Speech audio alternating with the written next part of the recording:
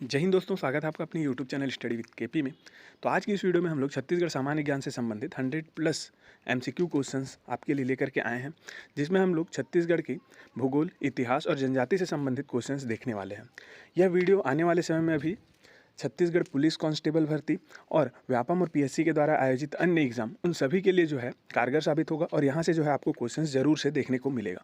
तो वीडियो को आप लोग अंत तक देखें, अपने दोस्तों में इसे ज़्यादा से ज़्यादा शेयर करें और यदि हमारे चैनल पर पहली बार आए हैं तो चैनल को सब्सक्राइब कर लें, ताकि आने वाले समय में जब भी हम लोग नेक्स्ट वीडियो लेकर के आएँ वो आपको समय के साथ में देखने को मिलता रहे। चलिए वीडियो को स्टार्ट करते हैं।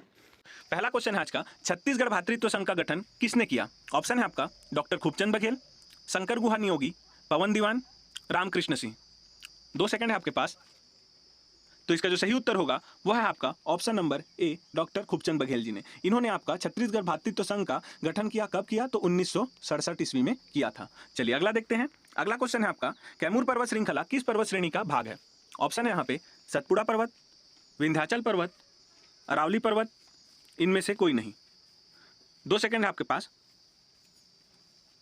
तो इसका जो सही उत्तर है वो है आपका ऑप्शन नंबर बी, विंध्याचल पर्वत। तो कैमूर पर्वत श्रृंखला जो है आपका विंध्याचल पर्वत का भाग है। और हाँ, यहाँ पे जो हम लोग पीडीएफ यूज कर रहे हैं, इसको आप लोग हमारे Telegram channel study with KP से जुड़ करके एकदम निःशुल्क में प्राप्त कर सकते हैं। वहाँ पे ये सब जितना भी पीडीएफ है वो हम लोग फ्री में प्रोवाइड कराते हैं। चलिए अगला देखते हैं। तो अगला क्वेश्चन है, सर्वोच्च किस्म के सागौन वन कहाँ पाए जाते हैं?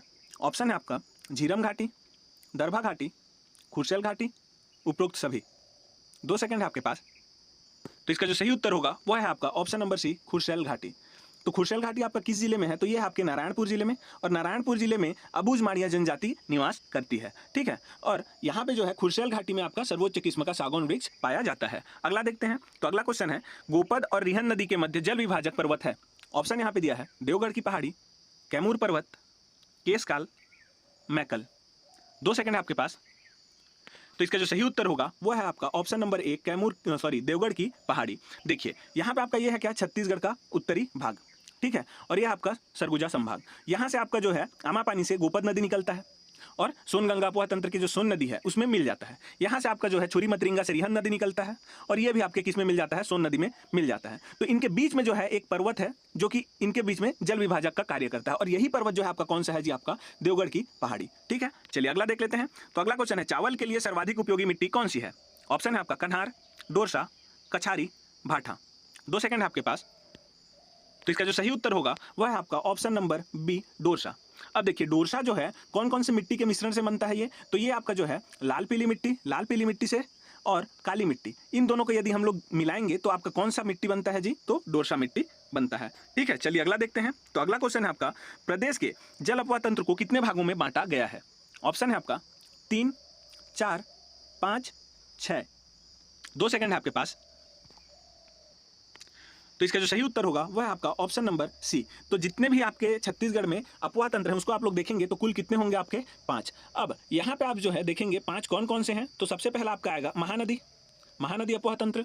ठीक है, और इसकी सहायक जो नदी है वो सब इसमें आ जाती हैं। फिर उसके बाद आपका आता है महानदी के बाद जो गोदावरी अपवाह तंत्र है, या फिर आप उसी को क्या बोलते हैं, इंद्रावती नदी का जो अपवाह तंत्र है वो। ठीक है, फिर उसके बाद आप लोग देखेंगे तो तीसरा आपका आ जाएगा सोनगंगा अपवाह तंत्र।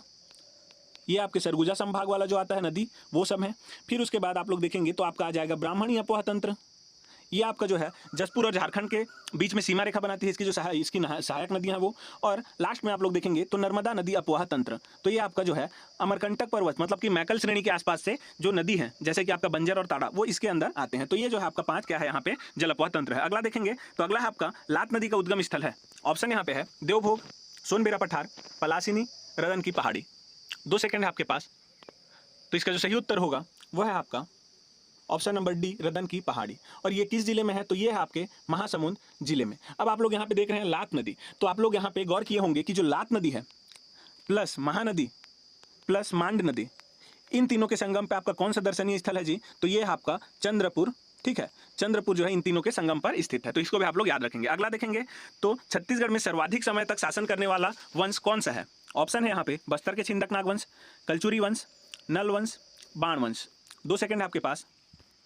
तो इसका जो सही उत्तर होगा वह है आपका ऑप्शन नंबर बी, कलचुरी वंश। तो ये जो है आपके छत्तीसगढ़ में सबसे अधिक समय तक शासन करने वाले वंश हैं। अगला देखते हैं। अगला क्वेश्चन है आपका, किस शासक ने लाफागढ़ किले पर 3 बार मेनका सिंह हुंकारा का निर्माण करवाया? ऑप्शन आप लोग देख रहे हैं यहाँ पे रतन देव प्रथम, पृथ्वीदेव प्रथम, पृथ्वीदेव द्वितीय, जाजलदेव प्रथम।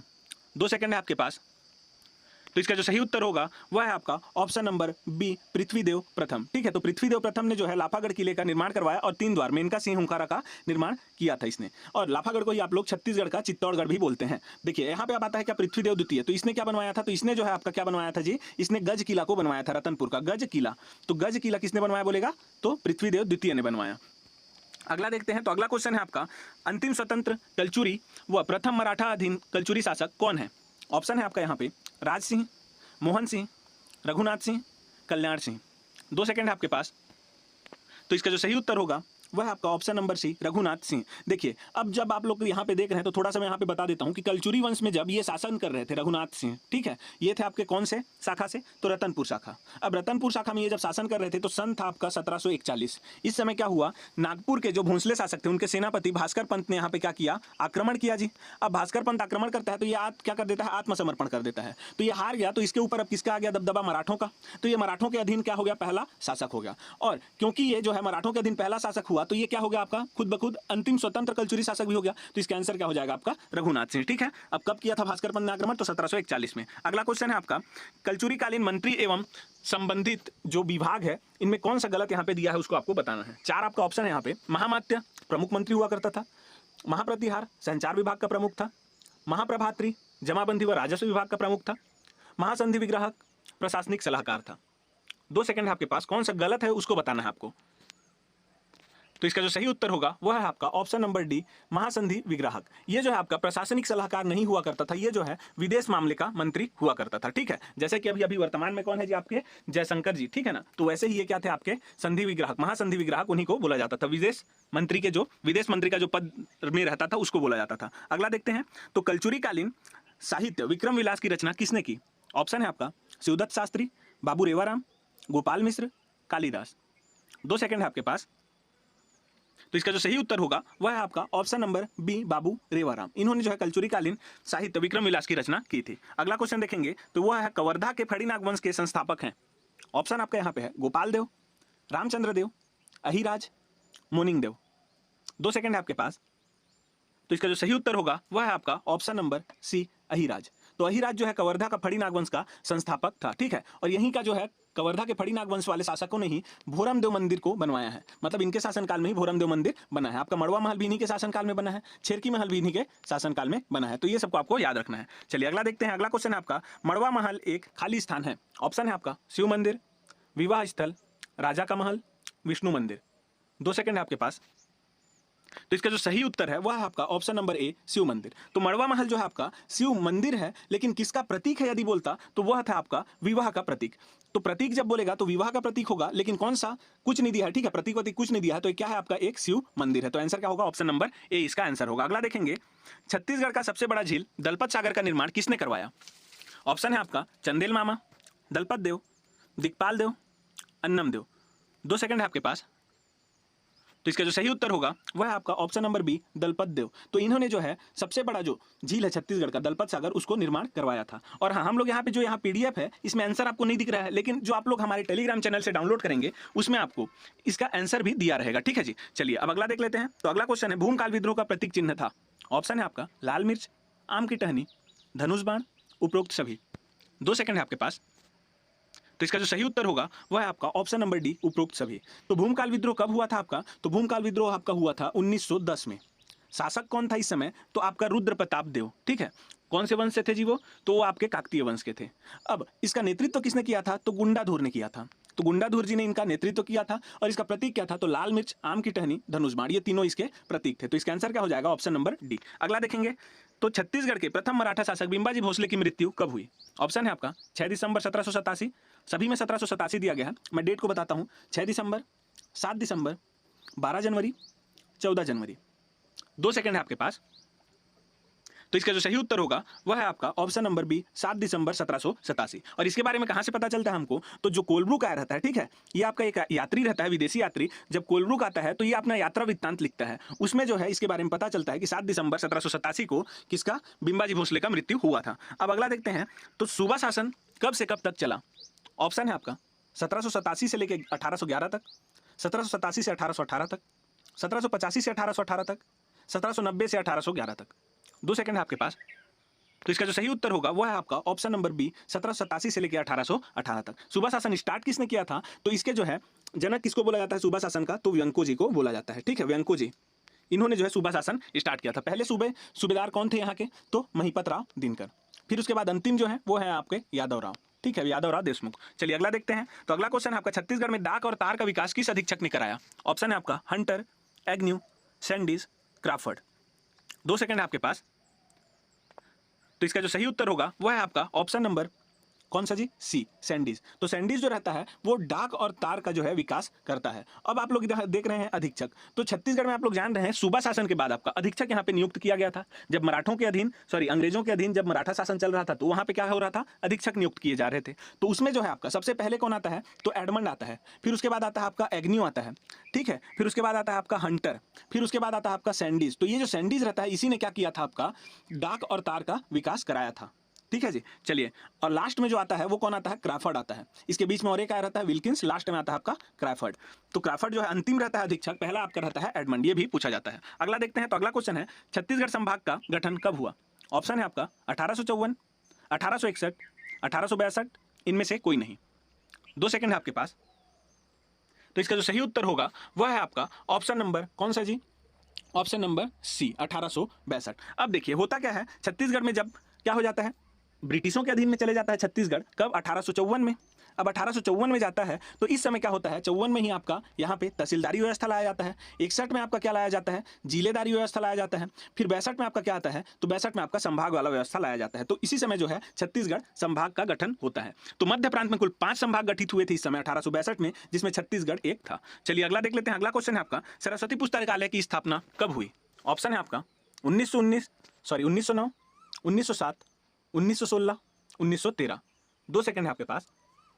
तो इसका जो सही उत्तर होगा वह है आपका ऑप्शन नंबर ए, 1909। अब सरस्वती पुस्तकालय की स्थापना किसने की थी? तो ठाकुर प्यारेलाल सिंह जी ने की थी। ठीक है, और इनके सहयोगी कौन थे? तो गज्जूलाल शर्मा और आपके छविलाल चौबे, इन्होंने किया था इसको। अब सरस्वती पुस्तकालय की स्थापना क्यों की गई थी? तो लोगों में वहां पे जो राजनांदगांव में हुआ है, तो राजनांदगांव के जो लोग थे उनके अंदर जो है राष्ट्रीयता की भावना को जगाने के लिए क्या किया गया था? सरस्वती पुस्तकालय की स्थापना की। अगला क्वेश्चन है आपका, बालिका दयावती का संबंध किस सत्याग्रह से है? ऑप्शन है आपका लभरा जंगल सत्याग्रह, तमोरा जंगल सत्याग्रह, रुद्री जंगल सत्याग्रह, इनमें से कोई नहीं।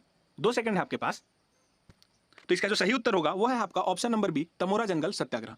देखिए अब हुआ क्या था, जब आपका भारत में 1930 में क्या चल रहा था? आपका सविनय अवज्ञा आंदोलन चल रहा था। तो इस समय कांग्रेस ने एक बैठक बुलाया। ठीक है, उसमें जो है उन्होंने डिसीजन लिया कि जहां जहां पे आपका नमक कानून चल रहा है वहां पे तो नमक कानून तोड़ा जाएगा, लेकिन जहां पे नमक कानून नहीं लगाया गया है तो वहां पे कुछ अन्य कानून तो लगा ही होगा ब्रिटिशों का। तो छत्तीसगढ़ में उस समय क्या था जी? वन कानून लगा हुआ था। तो इस समय में यहाँ पे डिसाइड किया गया कि हम लोग जो है वन कानून को तोड़ेंगे। इसलिए जहां जहां पे नमक कानून नहीं तोड़ा गया वहां पे आपका वन कानून के लिए जंगल सत्याग्रह चलाया गया। तो उसी क्रम में जो है आपका तमोरा जंगल सत्याग्रह हुआ था। तो इसमें जो है बालिका दयावती ने क्या किया था, यहाँ के एक रेंजर जो रहते हैं ना, रेंजर, उनको क्या किया था? थप्पड़ मार दिया था। इसलिए इनका नाम जो है यहाँ पे इंपॉर्टेंट है, ये पूछा जाता है। चलिए अगला देखते हैं। तो अगला क्वेश्चन है आपका, राम वनगमन पथ की लंबाई कितनी है? ऑप्शन है आपका 2255 kilometre, 2160 kilometre, 2260 kilometre, 2155 kilometre. 2 second है आपके पास। तो इसका जो सही उत्तर होगा वह है आपका ऑप्शन नंबर सी, 2260 किलोमीटर।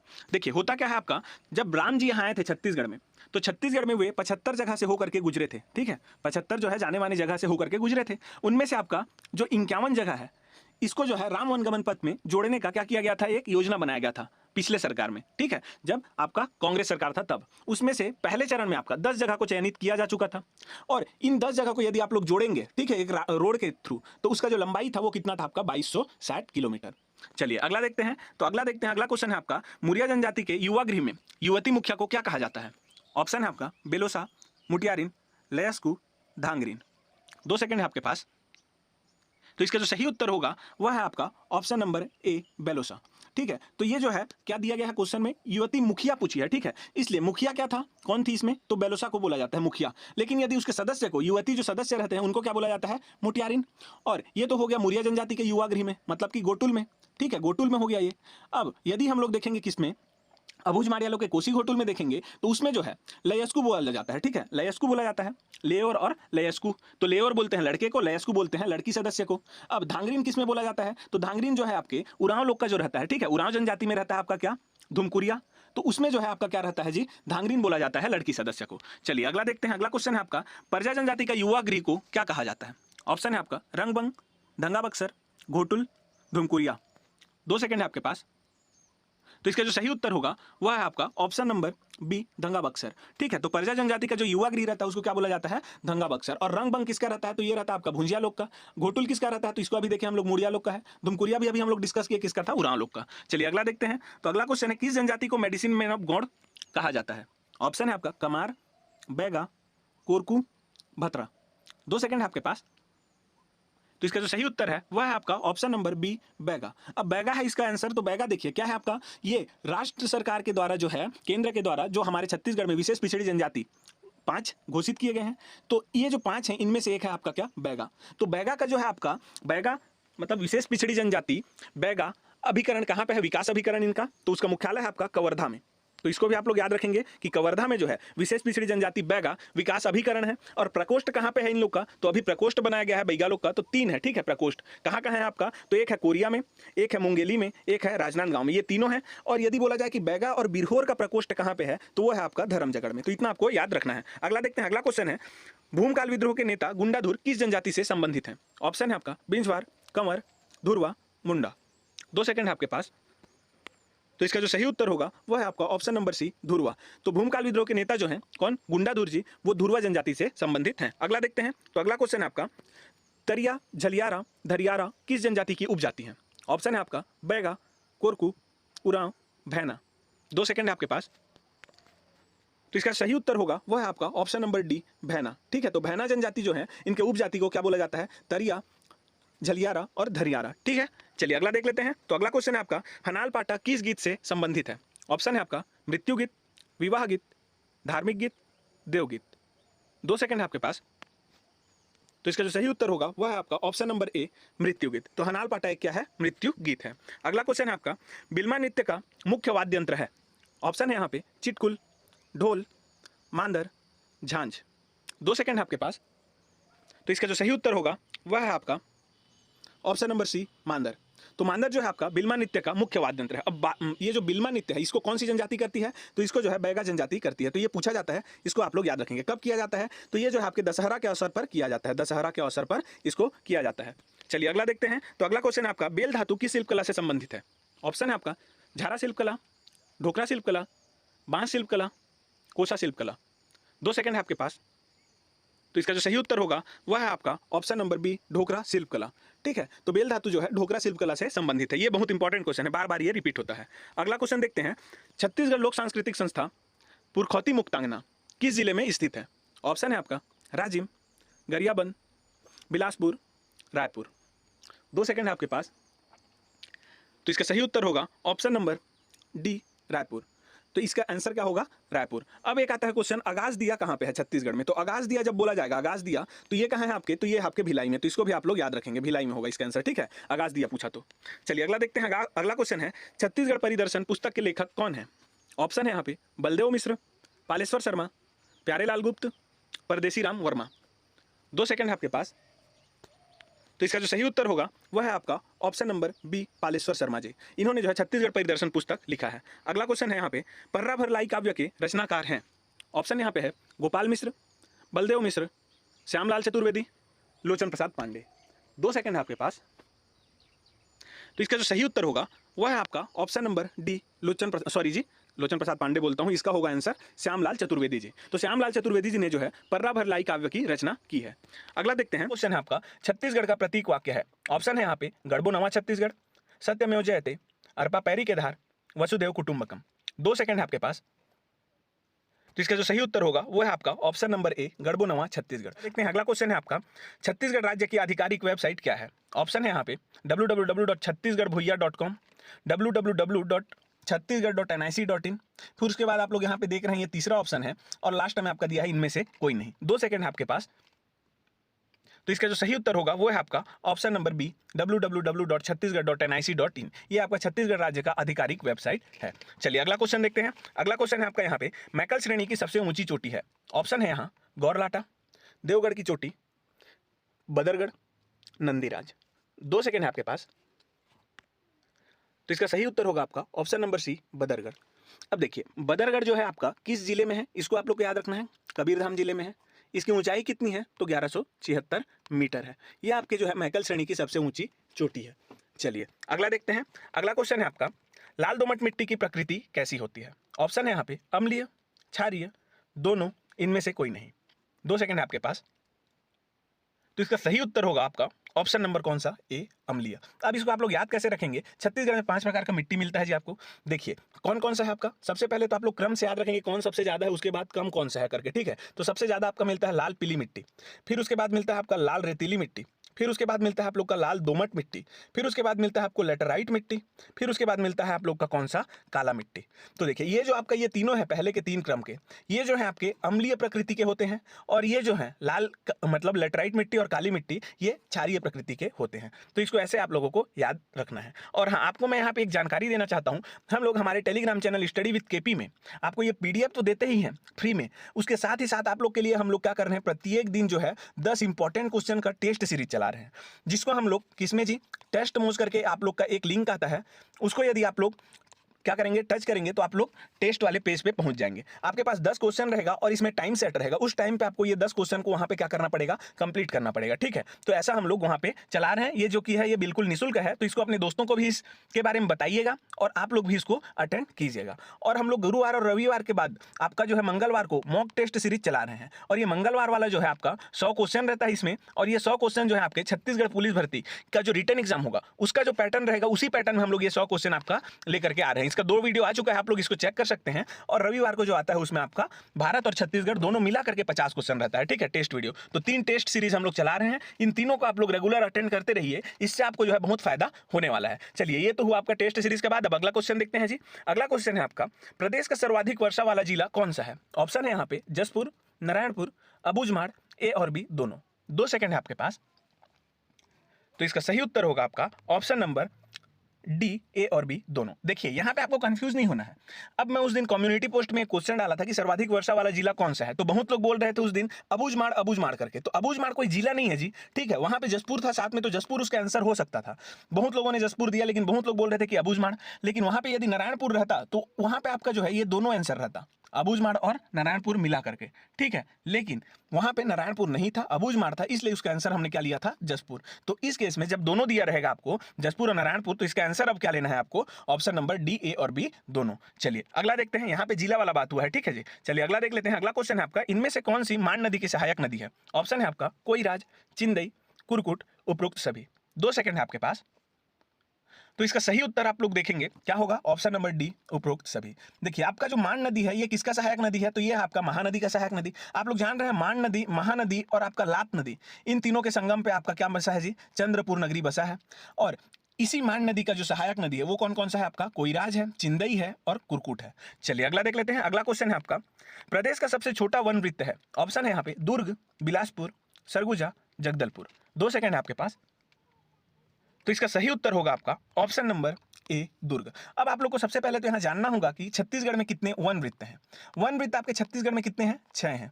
अब 6 वन वृत्त हैं, और इनमें सबसे बड़ा वन वृत्त कौन सा है, बिलासपुर है। सबसे छोटा आपका कौन सा है, दुर्ग है। ये 6 कौन कौन से हैं, तो इसको आप लोग ऐसे याद रखेंगे, थोड़ा ये ना जो है फ्लो चार्ट टाइप से याद रखेंगे तो याद रहेगा। सबसे पहला आपका बिलासपुर आएगा, मैं बड़े से छोटे की ओर जाऊंगा, ठीक है। तो बिलासपुर पहला नंबर, उसके बाद आपका आता है जगदलपुर वाला, फिर आता है आपका सरगुजा, फिर सरगुजा के बाद आप लोग आएंगे रायपुर, रायपुर के बाद कांकेर, कांकेर के बाद आपका दुर्ग।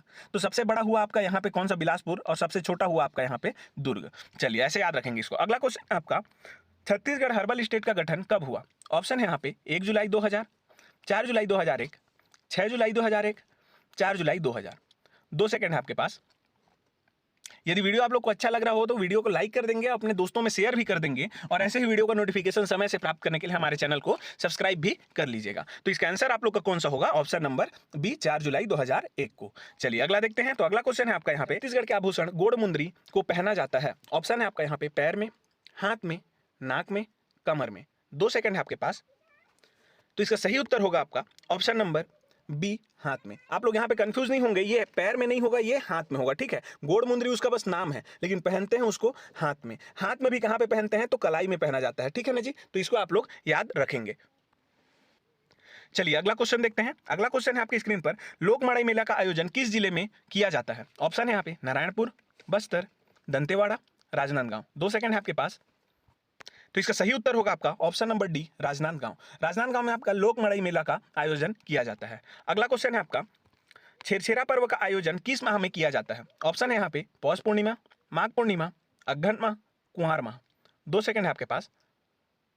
तो इसका सही उत्तर होगा आपका ऑप्शन नंबर कौन सा, ए, पौष पूर्णिमा। और इसी छेरछेरा पर्व में हम लोग क्या करते हैं, तो हम लोग यहाँ पे जो है धान मांगने के लिए जाते हैं। और ये कब किया जाता है, ये त्यौहार कब मनाया जाता है? तो जब हम लोग धान को क्या करते हैं जी, खेत से लुआई करके ले आते हैं घर, उसके बाद ये त्यौहार को मनाया जाता है। कब मनाया जाता है? तो पौष पूर्णिमा में मनाया जाता है। चलिए अगला क्वेश्चन देखते हैं। अगला क्वेश्चन है आपका, इनमें से कौन सा पंडवानी गीत के प्रमुख वाद्य यंत्र है? ऑप्शन है यहाँ पे तंबूरा और करताल, झांझ और मांदर, करताल और ढोलक, इनमें से कोई नहीं। 2 सेकंड है आपके पास। तो इसका सही उत्तर होगा आपका ऑप्शन नंबर ए, तंबूरा और करताल। अब देखिए यहाँ पे आया आपका पंडवानी गीत। तो पंडवानी गीत के जो है क्या जी, जनक किसे कहा जाता है? पितामह। तो वो आपके कहा जाता है किसको? झाड़ू राम देवांगन जी को। तो उनको जो है पंडवानी गीत का क्या बोला जाता है? जनक बोला जाता है। ठीक है, उसके बाद ये जो है पंडवानी गीत, ये क्या रहता है आपका, ये महाभारत का जो है छत्तीसगढ़ी भाषा में क्या किया गया है, इसको अनुवाद किया गया है महाभारत को। उसी का लोक गाथा रूप है छत्तीसगढ़ में। अब देखिए पंडवानी गीत हुआ। अब इसके जो नायक हैं उनको क्या बोला जाता है? भीम। और इनकी जो नायिका रहती है उनको क्या बोला जाता है? द्रौपदी। तो देखिए इसको मैं याद करा रहा हूं आप लोग को कि ये जो तंबूरा और करताल कैसे याद होगा आपको। तो भीम बोलते हैं किनसे जी? द्रौपदी से, कि तुम काम करो।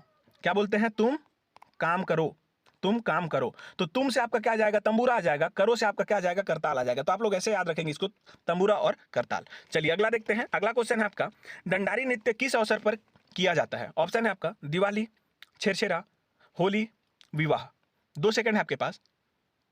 तो इसका सही उत्तर होगा आपका ऑप्शन नंबर सी, होली। अब होली के अवसर पर किया जाता है आपका डंडारी नृत्य। कौन से जनजाति में करते हैं इसको? तो इसको आपके भतरा जनजाति में और आपके कोरकू जनजाति में किया जाता है। इसको भी आप लोग याद रखेंगे, कुछ भी पूछ सकता है एग्जाम में, तो ये सबको आपको याद करके चलना है। चलिए अगला देख लेते हैं। अगला क्वेश्चन है आपका, किस पर्व में युवक युवती द्वारा जीवन साथी का चुनाव किया जाता है? ऑप्शन है यहाँ कर्मा, सरहुल, कक्षार, गोंचा। 2 सेकंड है आपके पास। तो इसका जो सही उत्तर है वो है आपका ऑप्शन नंबर सी, कक्षार। देखिए अब होता क्या है, कक्षार जो है आपका कहाँ किया जाता है? घोटुल में किया जाता है। और घोटुल जो है किसका युवा गृह है? मुरिया जनजाति का। तो मुरिया जनजाति लोग क्या करते हैं? घोटुल में जो है कक्षार नृत्य करते हैं। और उस समय जब कक्षार नृत्य किया जाता है तो ये लोग क्या करते हैं? अपना जीवन साथी का चुनाव करते हैं। तो इसको आपको याद रखना है। और कर्मा जो है ये सभी जनजातियों में प्रचलित है। सरहुल आपका उरांव जनजाति में प्रचलित है। और गोंचा आपका ये आपका जो है मुख्यतः मुरिया और मारिया जनजाति में प्रचलित है। चलिए अगला देख लेते हैं। अगला क्वेश्चन है आपकी स्क्रीन पर, कत्था निकालने का कार्य किस जनजाति द्वारा किया जाता है? ऑप्शन है खैरवार, पारधी, धुरवा, कोल। 2 सेकंड है आपके पास। तो इसका सही उत्तर होगा आपका ऑप्शन नंबर ए, खैरवार। तो खैरवार जनजाति के लोग जो है कत्था निकालने का कार्य करते हैं। चलिए अगला देख लेते हैं। अगला क्वेश्चन है आपका, कोरवा जनजाति की स्थानांतरित कृषि है। ऑप्शन यहाँ पे आपका दहिया, देवारी, धारिया, बेवार। 2 सेकंड है आपके पास। तो इसका सही उत्तर आपका होगा ऑप्शन नंबर बी, देवारी। ठीक है, तो देवारी जो है आप लोग का कोरवा जनजाति का क्या है? स्थानांतरित कृषि है। और ये जो धारिया है ये आपका किसका रहता है? गोंड का रहता है, गोंड जनजाति का। और बेवार आपका किसका रहता है? बैगा जनजाति का रहता है। इसमें आपको बताना है कमेंट सेक्शन में कि दहिया जो है किस जनजाति का स्थानांतरित कृषि का नाम है। आंसर में आप लोग इसको कमेंट करके बताएंगे। चलिए अगला देखते हैं। अगला क्वेश्चन है आपका, पाइसोतुर विवाह किस जनजाति में प्रचलित है? बैगा, कोरवा, गोंड, बिरहोर। 2 सेकंड है आपके पास। तो सबसे पहले तो आपको यहाँ पे जानना होगा कि पाइसोतुर विवाह में होता क्या है। तो ये जो है पाइसोतुर विवाह ये क्या है? एक अपहरण विवाह है। अपहरण विवाह इसमें क्या किया जाता है आपका, जब लड़की के घर वाले नहीं मानते हैं, लड़के और लड़की एक दूसरे से प्यार करते हैं और लड़की के घर वाले जब राजी नहीं होते हैं तो लड़का क्या करता है? लड़की को अपहरण करके ले जाता है। और ये किस जनजाति में प्रचलित है? तो गोंड जनजाति में प्रचलित है। तो इसका आंसर होगा ऑप्शन नंबर सी। अगला क्वेश्चन देखते हैं। अगला क्वेश्चन है आपका, भारत संघ में विलीनीकरण के दौरान छत्तीसगढ़ से सबसे पहले अनुबंध पत्र पर हस्ताक्षर करने वाला रियासत था। ऑप्शन है यहाँ पे सरगुजा, चांग बखार, बस्तर, खैरागढ़। 2 सेकंड है आपके पास। तो इसका सही उत्तर होगा आपका option number D, Khairagarh. Khairagarh जो है ये सबसे पहले करता है अनुबंध पत्र पर हस्ताक्षर। और जो जसपुर जिला है, तो ये जसपुर जिला वाला जो जसपुर रियासत रहता है वो सबसे अंत में हस्ताक्षर करता है। चलिए अगला देखते हैं। अगला क्वेश्चन है आपका, स्वाधीनता दिवस कब को बोला जा रहा है? 15 अगस्त 1947 के अवसर पर गांधी चौक रायपुर में किसने ध्वजारोहण किया? ऑप्शन है यहाँ पे आपका वामन राव लाखे जी ने, रविशंकर शुक्ल जी ने, आर.के. पाटिल जी ने, घनश्याम सिंह गुप्त जी ने। 2 सेकंड है आपके पास। तो इसका सही उत्तर होगा आपका option number A, Waman Rao Lakhe ji ने। इन्होंने जो है गांधी चौक में क्या किया था? रायपुर में ध्वजारोहण किया था। और ये कहाँ पे किए थे जी? तो ये जो है ये नागपुर में किए थे। कौन? रविशंकर शुक्ल जी। आर के पाटिल कहाँ पे किए थे, तो ये पुलिस लाइन में किए थे। ये खुद थे क्या, पुलिस महानिदेशक, तो उस समय जो है ये पुलिस लाइन में क्या किए थे, ध्वजारोहण किए थे। और ये जो घनश्याम सिंह गुप्त जी हैं, इन्होंने दुर्ग में क्या किया था, ध्वजारोहण किया था। अगला क्वेश्चन देखते हैं। अगला क्वेश्चन है आपका, छत्तीसगढ़ के प्रथम व्यक्तिगत सत्याग्रही कौन थे? ऑप्शन है आपका बैरिस्टर छेदीलाल, रविशंकर शुक्ल, यति रतनलाल, विनोबा भावे। 2 सेकंड है आपके पास। तो इसका सही उत्तर आपका कौन सा है यहाँ पे, तो आप लोग देखेंगे इसका आंसर होगा option number B, Ravishankar Shukla ji. अब देखिए व्यक्तिगत सत्याग्रह कब हुआ था भारत में स्टार्ट, तो 1940 में स्टार्ट हुआ था, अक्टूबर में हुआ। तो नवंबर में पंडित रविशंकर शुक्ल जी ने क्या किया, रायपुर में जो माना विमानतल है वहां से इन्होंने क्या किया था, व्यक्तिगत सत्याग्रह को स्टार्ट किया था। पंडित रविशंकर शुक्ल जी कब किए थे, 27 नवंबर से ये स्टार्ट किए थे। और इसमें आपका जो विनोबा भावे दिया गया है, ये आपके जो है भारत लेवल पे पहले व्यक्तिगत सत्याग्रही थे। चलिए अगला देखते हैं। तो अगला क्वेश्चन है आपका, गांधी मीमांसा नामक पुस्तक किसने लिखी? ऑप्शन है यहाँ पे महात्मा गांधी, सुंदरलाल शर्मा, पंडित रामदयाल तिवारी, कन्हैया लाल। 2 सेकंड है आपके पास। तो इसका सही उत्तर आपका होगा ऑप्शन नंबर सी, पंडित रामदयाल तिवारी। देखिए पंडित रामदयाल तिवारी जी ने गांधी मीमांसा नामक पुस्तक कब लिखा, तो जब गांधी जी कब आए थे जी, पहली बार तो आए थे 20 में, मतलब कि 20 दिसंबर 1920 में। दूसरी बार कब आए थे ये, तो ये आए थे 22 नवंबर 1933 में आए थे। 22/11/33 ऐसे करके याद रखना है। तो जब ये आते हैं गांधी जी दूसरी बार, तो इनसे जो है ये क्या होते हैं, प्रभावित होते हैं। इनके कार्य को देख करके ये प्रभावित होते हैं और उनसे खुश होकर के जो रामदयाल तिवारी जी जो रहते हैं वो क्या लिखते हैं, गांधी मीमांसा नामक पुस्तक लिखते हैं। चलिए अगला देखते हैं। अगला क्वेश्चन है आपका, छत्तीसगढ़ में 8 डिक्टेटरों की नियुक्ति किस आंदोलन के दौरान किया गया था? ऑप्शन है आपका सविनय अवज्ञा आंदोलन के प्रथम चरण में, असहयोग आंदोलन में, सविनय अवज्ञा आंदोलन के दूसरे चरण में, जंगल सत्याग्रह के समय। 2 सेकंड है आपके पास। तो इसका उत्तर होगा आपका ऑप्शन नंबर सी, दूसरे चरण में। सविनय अवज्ञा आंदोलन के दूसरे चरण में आपके 8 डिक्टेटरों को नियुक्त किया गया था। पहले डिक्टेटर कौन थे, तो पंडित रविशंकर शुक्ल जी थे। और इसको आपने देखा होगा, हमने जो है दूसरा क्या किया था जी, मॉक टेस्ट, उसमें एक क्वेश्चन आया था आपका कि पेशावर दिवस कब मनाया जाता है, तो 29 जनवरी 1932 आया था उसमें डेट। और इसी दिन क्या हुआ था, ये जो पंडित रविशंकर शुक्ल हैं जो पहले डिक्टेटर थे, वे पेशावर दिवस मनाए थे रायपुर में, जिसके चलते उनको गिरफ्तार कर लिया गया था। चलिए अगला देखते हैं। अगला क्वेश्चन है आपका, इनमें से कौन गट्टासिल्ली जंगल सत्याग्रह के नेतृत्वकर्ता नहीं थे? ऑप्शन है नारायण राव मेघावले, नथुजी जगताप, छोटेलाल श्रीवास्तव, नरसिंह प्रसाद अग्रवाल। 2 सेकंड है आपके पास। तो इसका सही उत्तर होगा आपका ऑप्शन नंबर डी, नरसिंह प्रसाद अग्रवाल जी। देखिए यहाँ पे जो है नेतृत्वकर्ता नहीं थे बोला गया है, क्वेश्चन का आप लोग ढंग से पढ़ेंगे। यहाँ पे जो है नारायण राव मेघावले, नथुजी जगताप और छोटेलाल श्रीवास्तव जी ने क्या किया था, गट्टासिल्ली जंगल सत्याग्रह का नेतृत्व किया था। और ये कब हुआ था, तो ये हुआ था आपका जून 1930 में हुआ था। ये जो जंगल सत्याग्रह है वो, ये आपका पहला जंगल सत्याग्रह था छत्तीसगढ़ का। चलिए अगला देख लेते हैं। अगला क्वेश्चन है आपका, सविनय अवज्ञा आंदोलन के दौरान निम्नलिखित में से किसने हाइड्रोक्लोरिक एसिड के से नमक बनाकर नमक कानून तोड़ा? देखिए ऊपर वाला जो क्वेश्चन यहाँ पे आया था ना आपका, उसको आप लोग गलत वे में नहीं लेंगे, ठीक है। एक तो आपका असहयोग आंदोलन के समय में जंगल सत्याग्रह हुआ था, लेकिन उसको मैं नहीं बोल रहा हूँ। ये है आपका कब, जो अलग से जंगल सत्याग्रह हुआ था उसमें पहले क्रम का ये जंगल सत्याग्रह है। कौन सा आपका, तो ये जो गट्टासिल्ली है वो। अब चलिए इस ऑप्शन को देखिए, इसमें का जो क्वेश्चन है इसका ऑप्शन को देखिए। क्या है ऑप्शन, ठाकुर प्यारेलाल सिंह, पंडित रविशंकर शुक्ल, सेठ गोविंद दास, इनमें से कोई नहीं। तो 2 सेकंड है आपके पास। तो देखिए इसका आंसर क्या होगा आपका, जो हाइड्रोक्लोरिक एसिड मतलब HCl, तो HCl और NaOH इन दोनों को मिला करके जो है पंडित रविशंकर शुक्ल जी ने क्या किया था, नमक कानून को तोड़ा था, इन दोनों से नमक बना करके, ठीक है। तो पंडित रविशंकर शुक्ल जी इसका आंसर हो जाएगा। अगला देखते हैं। अगला क्वेश्चन है आपका, सही उत्तर चुनिए। देखिए यहाँ पे आपका दिया गया है, ये क्या क्या आपका ये संस्था है, और इधर आपका क्या दिया गया है, जगह का नाम दिया गया है। तो रीडिंग क्लब कहाँ खुला था आपका, तो रायपुर में बोल रहा है। आप लोग देखेंगे कि इसमें जो है सही कौन सा है उसको आप लोग बताएंगे। रीडिंग क्लब बोल रहा है रायपुर में, मालिनी रीडिंग क्लब बोल रहा है आपका रायपुर में, सभी को रायपुर में बोला गया है। कवि समाज, बुद्धि प्रकाश सभा, इसमें कौन सा आपका सही है वो आपको बताना है। 2 सेकंड है आपके पास। तो इसका सही उत्तर होगा आपका option number B, Malini reading club Raipur में है। बाकी आप लोग जो देख रहे हैं ये रीडिंग क्लब और बुद्धि प्रकाश ये आपके बिलासपुर में है, और आपका जो कवि समाज है ये आपके कहाँ है जी, राजिम में है, राजिम गरियाबंद में, ठीक है। तो इसको आप लोग याद रखेंगे। चलिए अगला देखते हैं। अगला क्वेश्चन है आपका, सूबा शासन के समय राजभाषा थी? ऑप्शन है यहाँ पे मराठी, हिंदी, अंग्रेजी, संस्कृत। 2 सेकंड है आपके पास। तो इसका सही उत्तर होगा आपका ऑप्शन नंबर ए, मराठी। मराठी जो है ये सूबा शासन के समय में छत्तीसगढ़ में राजभाषा थी। देखिए अब सूबा शासन है, तो सूबा शासन कब स्टार्ट हुआ था छत्तीसगढ़ में, इसको आप लोग ध्यान रखेंगे। तो ये आपके जो है 1787 में स्टार्ट हुआ, और कब तक चला था, तो 18 से 18 तक चला था। 1818 तक ये चला था, 87 से लेकर के। इसको आप लोग ध्यान रखेंगे। ये किसने स्टार्ट किया था, तो व्यंको जी ने स्टार्ट किया था। इसको भी आप लोग याद रखेंगे। अगला क्वेश्चन है आपका, राजीव लोचन मंदिर किस शैली में निर्मित है? ऑप्शन है यहाँ बेसर, द्रविड़, पंचायतन, उपरोक्त सभी। 2 सेकंड है आपके पास। तो इसका सही उत्तर होगा आपका ऑप्शन नंबर सी पंचायतन शैली। तो राजीव लोचन मंदिर जो है पंचायतन शैली में बना है। किसने बनाया था? तो नलवंशी शासक विलास तुंग ने इसको बनवाया था। किसने? नलवंशी शासक विलास तुंग ने इसे बनवाया था। इसमें से आपका जो छत्तीसगढ़ का प्राचीन इतिहास है उसके बारे में जानकारी मिलता है। यहाँ से जो शिलालेख प्राप्त हुआ है राजीव लोचन मंदिर में, जो राजिम का शिलालेख है वहां से, ठीक है। तो इसको आप लोग याद रखेंगे। अगला क्वेश्चन देखते हैं। यूरोपीय यात्री कोलब्रुक का छत्तीसगढ़ आगमन किस सूबेदार के शासनकाल में हुआ? ऑप्शन है यहाँ महिपत राव, विट्ठल राव, केशव गोविंद, बीकाजी गोपाल। 2 सेकंड है आपके पास। तो इसका सही उत्तर जो होगा आपका वो है आपका option number C, Keshav Govind. देखिए जो यहाँ पे क्या बोल रहा है, यात्री का नाम कोलब्रुक। तो कोलब्रुक किसके समय में आया था? तो केशव गोविंद के समय में। और महिपत राव के समय में कौन आया था? तो फॉरेस्टर आया था। विट्ठल राव के समय में कौन आया था? तो मिस्टर ब्लंट आया था। ये कब आया फॉरेस्टर? तो ये आया था आपका 17 मई 1790 में आया था। ये कब आया था? मिस्टर ब्लंट जो आया था वो 13 मई, कब आया था? 13 मई 1795 में आया था। तो इसको आप लोग ध्यान में रखेंगे। अगला क्वेश्चन देखेंगे। अगला क्वेश्चन है आपका, किनके शासनकाल में भूमकाल विद्रोह हुआ? ऑप्शन है यहाँ पे भूपाल देव, गुंडाधुर, महिपाल देव, रुद्र प्रताप देव। ऑप्शन है। अब 2 सेकंड आपके पास है। तो इसका सही उत्तर होगा आपका option number D, Rudra Pratap Deo. अब ये आपका हुआ कब था जो भूमकाल विद्रोह है वो? तो ये हुआ था आपके 1910 में। इसके नेतृत्व करता था आपके गुंडाधुर, और इस समय शासन कौन कर रहा था? तो रुद्र प्रताप देव जी कर रहे थे। चलिए अगला देखते हैं। अगला क्वेश्चन है आपका, किस कलचुरी शासक ने, ये देश नहीं ये प्रदेश होगा, ठीक है, प्रदेश में बही खाता व लेखा जोखा बजट प्रणाली की शुरुआत की? ऑप्शन है यहाँ पे लक्ष्मण शाह, कल्याण शाह, तखत सिंह, बहारेंद्र शाह। 2 सेकंड है आपके पास।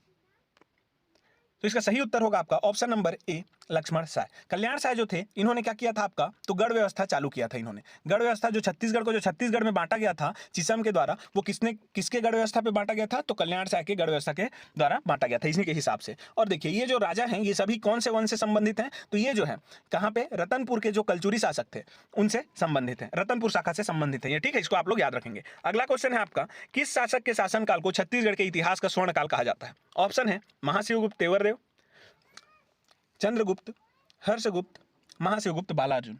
2 सेकंड है आपके पास।